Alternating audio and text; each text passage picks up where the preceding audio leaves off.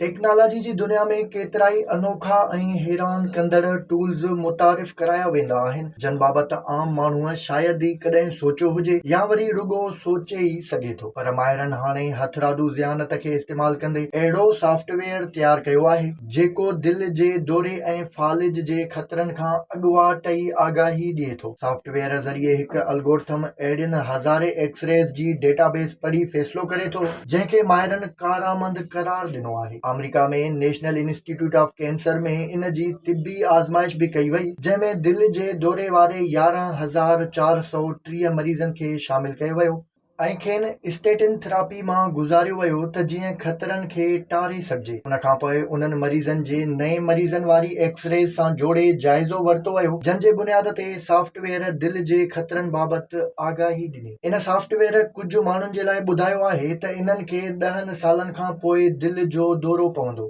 इहो हिकु वॾो वक़्तु आहे जंहिं दौरान मरीज़ पंहिंजो एहतियात करे सघनि था। इहो सॉफ्टवेयर न रुॻो दिलि जे दौरे पर फालिज बाबति बि अहिड़ी ई आगाही ॾिए थो जॾहिं त इन एल्गोरिथम जी अञा बि वॾे पैमाने ते आज़माइश शुरू कई वई आहे जंहिंखां पोइ इहो आम इस्तेमाल लाइ मौजूदु हूंदो। दिलि जी बीमारियुनि ऐं फालिज जे ख़तरनि जी अॻकथी कंदड़ इन सॉफ्टवेयर जी ईजाद यकीनन हिकु वॾी कामयाबी आहे जेका लखें ज़िंदगियूं बचाइण जो सबबु बणिजी वेंदी।